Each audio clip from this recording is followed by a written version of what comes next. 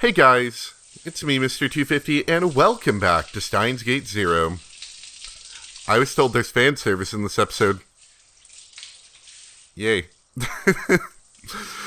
I'm pretty sure you could see where that could come from, I'm just saying. Suza sighed as she took a shower. Since it was summer, she'd set the water temperature low. It was barely any hotter than tap water. As long as the water was pouring down on her, she could feel like all the bad memories were being washed away. She slapped her cheeks with both hands and turned off the water. The small tiled room suddenly became quiet. In the silence, she vigorously toweled off her hair. The building was never intended for anyone to live in. Not only was there very little room, there wasn't even a place to change. It was small and there were no windows, and the steam from the shower room built up, making it an unpleasant sauna in summer. Supposedly, Taro and Okabe would sit naked next to the fans to get away from the heat and moisture. Of course, that was only when the girls, as well as Luka Ishibara, weren't around. But Suza couldn't do that. There were those huge scars on her chest. If she was careless and Yuki... I think we have more problems than just that. If she was careless and Yuki saw them, she'd have a big problem. So she always forced herself to change within the small space.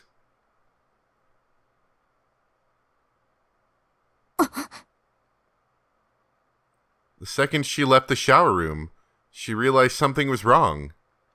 The lights were off in the part behind the curtain where the lab room was.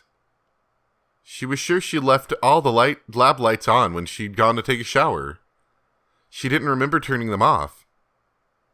Oh boy. Here comes fan service, I'm just waiting. Paranoia strikes again. Still completely naked, she flung open the curtain. Though to be perfectly honest, considering all that's happened in Steins Gate, it's not really paranoia if it's true. It's just called being smart. So I guess I can't blame them. She dropped to the floor, ready to move. She could tell by the light from the shower room that there was no one else there. She didn't hear any breathing, and she didn't feel any other presence.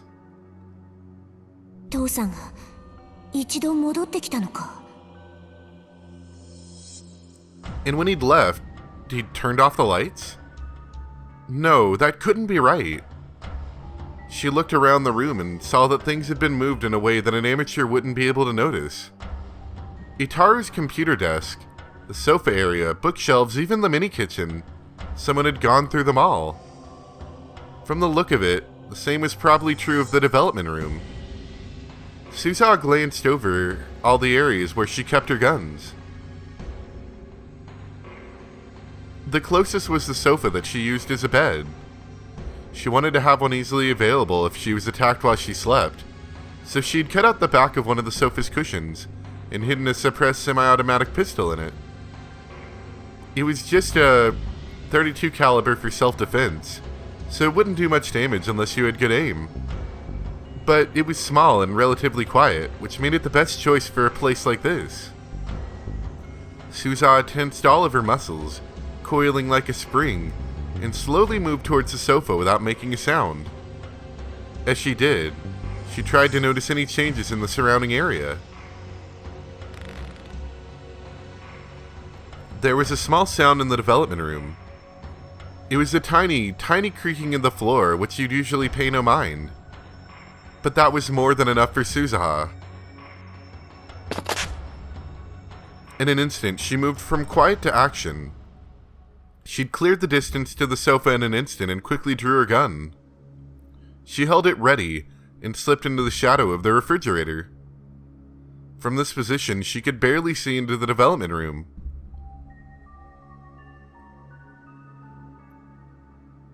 Did you ask if it was okay to put a gun in the sofa? I feel like that's something you ask, especially if you're going to cut into it. The room became silent again. But this time, the intruder in the other room didn't try to hide their presence.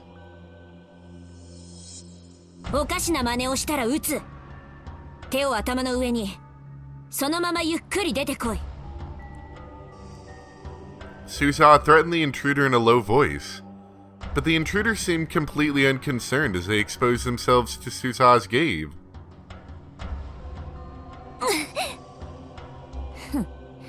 この暑いのによくそんな格好をしていられるな。ヘルメットだけでも取ったらどうだ？ I wonder who this could be. The intruder was wearing a motorcycle suit, just like before. Even the helmet was the same. The leather suit clung tight to their skin, revealing a voluptuous and perfectly proportioned body. It was clearly a woman. あんたが探してるものだけどね。私の服のポケットだ。I was about to say, what pocket? Suza pointed towards the entrance to the shower room. The shirt she'd just taken off was lying there on the floor. The girl in the motorcycle suit turned her head, but because the face mask was down, Suza couldn't read her expression. なあ、落としたらダメじゃないか。ママからもらった大切なものだろ。かがり。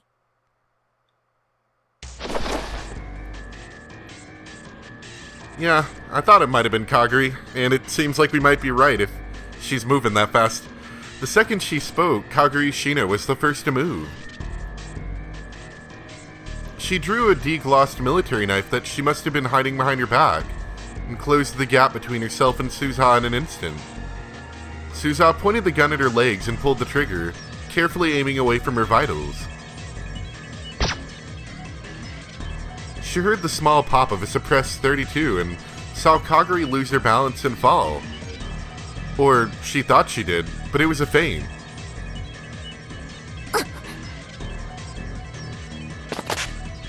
She'd only pretended to lose her balance. In fact, she changed directions and was heading for the shower room. It seemed her first goal was to get what she'd come for. After firing only one shot, Suza realized, even a .32 should have more recoil than this.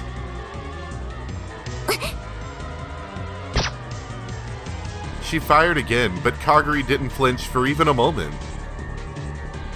I was about to say, yeah. At some point, all the bullets in Suza's gun had been swapped with blanks. That instant panic was all it took. Kagari reached out for the shirt on the floor in front of the shower room.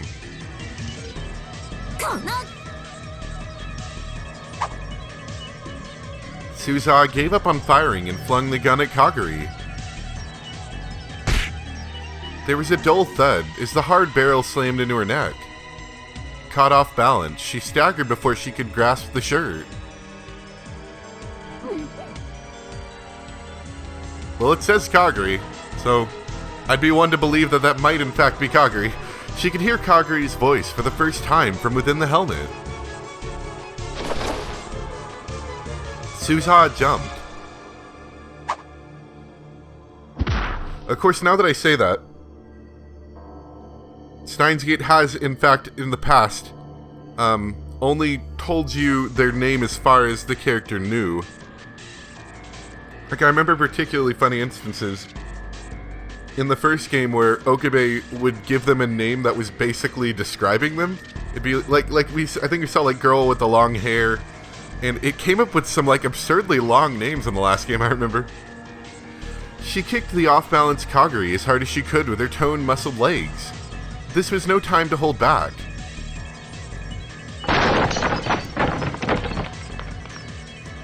Kagari went flying all the way to the edge of the room. That had to have broken a few ribs. Suza jumped towards her to continue her attack. But with terrifying speed, Kagari leapt off the ground and charged at Suza. There wasn't enough time to come to a full stop.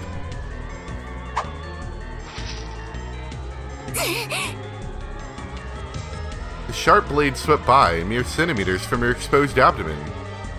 If she'd pulled back even a few tenths of a second later, the knife would have fatally sliced open her gut. Oh my! The blood rushed to Suza's head. Kaguri was serious. She was planning to kill her. There was no hesitation in her movements. Suza leapt back and searched for something she could use as a weapon. But the other guns were probably no different. There was a good chance they'd all had their ammo swapped with blanks too. It was even possible that all of her self-defense knives had been taken too. Which left... There were several knives carefully stored in the kitchen. Yuki had brought them over to use in teaching the other girls how to cook. But Kaguri had evidently noticed them as well, and she was moving to keep Suza from reaching them. へえ、ずいぶん離れしてるじゃないか。とてもマシンの中でベソベソ泣いてた子供とは思えないな。驚いたよ。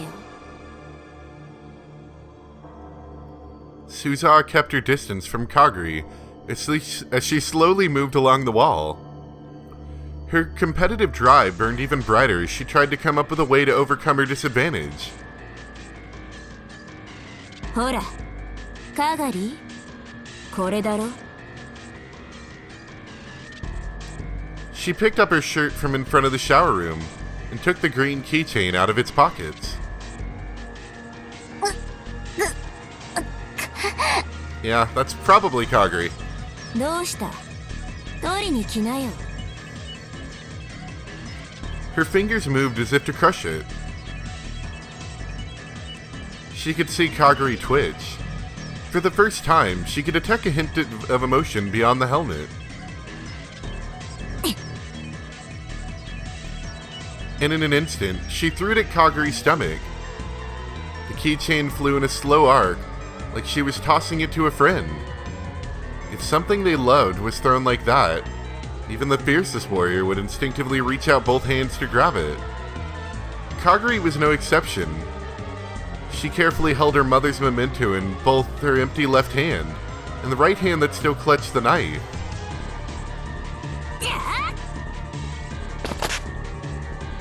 Using the slow arc of the keychain as camouflage, Suza ran at her in a straight line.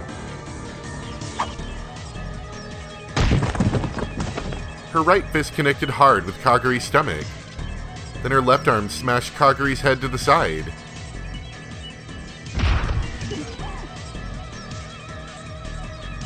Kaguri's body fell to the ground, her right shoulder taking the brunt of the fall. Suza could hear the sound of her joint dislocating. The knife slipped from her grasp. Oh, whoa, okay. Suza got behind her and mounted her, twisting her right arm mercilessly. Oh, it's getting good. At the same time, she slipped her own left arm around Kaguri's neck and squeezed hard. See, when I heard that there was gonna be fan service, I was thinking something more along the lines of her getting suspicious, opening the window, and then seeing that Daru is back there, like, I don't know, changing a light bulb or something, you know? And then he's like, whoa! And then fan service commences. I guess this is more exciting. She could hear something like a moan from Kaguri's throat. At least it wasn't straightforward fan service, alright? She could both hear and feel the bones in her arm and neck creaking. But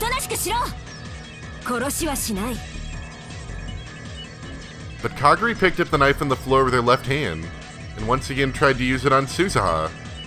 Suza was forced to squeeze her arm and neck even tighter. Ow. もうやめろ、カガリ。今の私にはお前の気持ちだってわかるんだ。でもやっぱりそれは間違ってる。間違ってるんだ。But Kaguri didn't stop. If anything, she tried even harder to pull Suza away. こいつ一体どんな訓練を受けてきたんだ。Even in all the battles she'd been in, this much pressure on two different spots was enough to get even the toughest soldier to submit or fall unconscious. Terrified, Suza squeezed even harder. At this rate, she wouldn't simply knock her out. She really would kill Kaguri. But if she stopped, Kaguri would kill her. What should she do? Oh no, using it against her!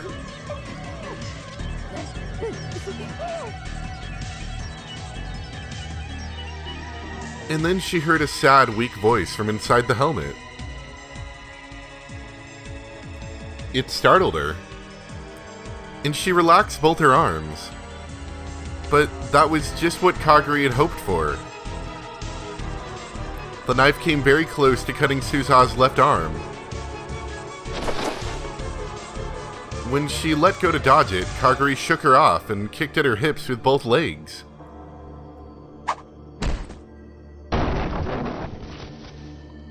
Suza was slammed back hard into the computer desk, and for a moment she couldn't breathe. She fell to the floor, and the printer and monitor crashed mercilessly into her naked body.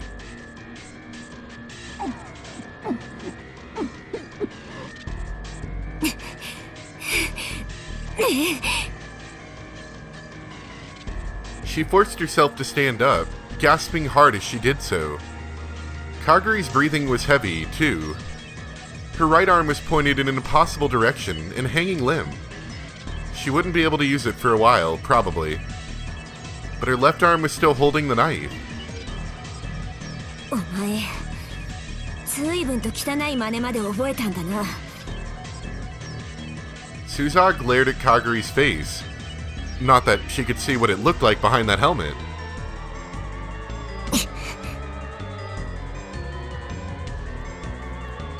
The two of them fell silent as they tried to catch their breath. The tension in the air was so thick that it was difficult to move a muscle. Sweat rolled down her forehead and into her eyes. But she still didn't blink as she waited for Kaguri to make her next move. It was the sound of the front door opening that broke their stalemate. Oh boy, here comes the real fan service. Suza felt a chill run down her spine when she heard Itaru's voice. あれなんで真っ暗なん？ダメだ父さん、来ちゃダメ。 She yelled at the same exact instant he turned on the lights. The sudden brightness was enough to make Suza flinch for an instant. Kaguri was wearing a full face helmet, and that made all the difference. She leapt towards Itaru just a moment before Suza. That's all he can say. Kaguri's black knife went up to his throat.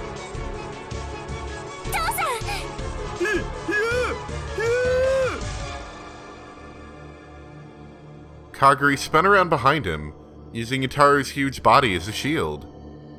Suza staggered towards him, gritting her teeth. その手を離せ、Kaguri。父さんに傷一つでも負わせてみろ。たとえお前でも本当に殺す。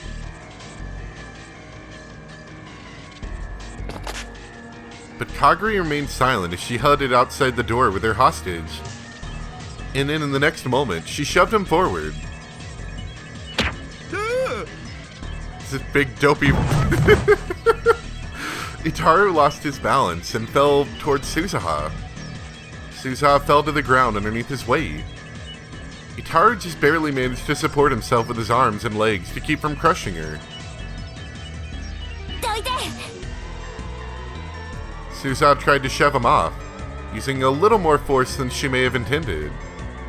But Itaru was so huge that it would take him a moment to get up.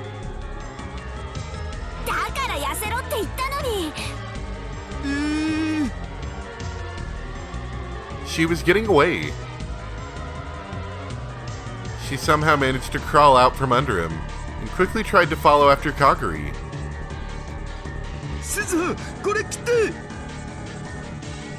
Itaru was still lying on the ground as he tossed the naked Suzaha her shirt.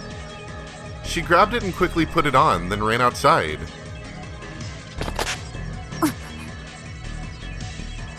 But when she looked around the street, the girl in the motorcycle leathers wasn't there. There was no way to even know where she'd gone. 逃げられた。It would be dangerous to run around trying to find her now. There's a chance Itaru would be attacked while she wasn't at the lab. 今のってまさかかがりたん？ Itaru came outside as well. 多分間違いない。そっか。結局あの子とはこうなっちゃうんだな。The bruises and wounds were bad enough, but the pain that ached in her heart was the worst of all. 私さ、あの子のこと本当に好きだったんだ。うん。小さくても勇敢で、まゆ姉さんを守るためにいつも頑張ってて、私もそんなあの子にいろいろなことを教えた。きっと妹みたいに思ってた。うん。けどあいつはもう完全に敵だ。Itaru straightened up her shirt sleeves. 今の鈴葉、なんかエロゲーの地上か I ら was っぽい about to 格好にな say, ってるよ。 the shirt helps, but... お Suzawa was caught completely off guard. True, her t-shirt only came down to just below her hips, roughly the length of a miniskirt. Her breasts were almost completely bared. The shirt's hem was turned up and she felt exposed. まあ僕は地上物も結構いける口なんで、乱れた裸 T シャツというのもありといえばありですが、むふー。またそうやってふざける。大怪我してたかもしれないのに。But Itaru shook his head. 僕さっきはナイフ見て騒いじゃったけど、でも怖がる必要なかったんじゃないかなって。あれがもし僕の聞き間違いじゃなかったら。Itaru rubbed the part of his neck where the knife blade was. ナイフを突きつけられてた時、ほんの少しだけど聞こえたんだよ。何が？彼女多分泣いてた。え？ Crying? Under that helmet? After that whole battle with Suzaha? While holding a knife to Itaru's neck? But why? だからさ、決めつけるのはまだ早いんじゃね？ He's jumping to conclusions, right? There were a couple points in there where she was extremely close to having your gut sliced open. 父さん、ん？アイス買ってきてくれた？バニラ。ああ、もちろん。食べたいな。私ちょっと疲れちゃった。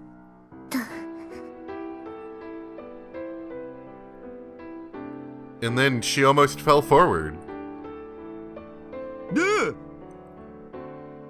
Wow! Itaru managed to catch her before she hit the ground. おい、鈴葉。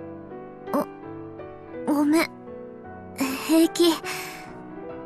でも少しだけ休ませて。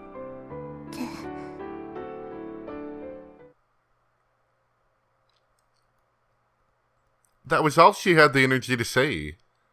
She closed her eyes in her dad's arms, and her consciousness melted away.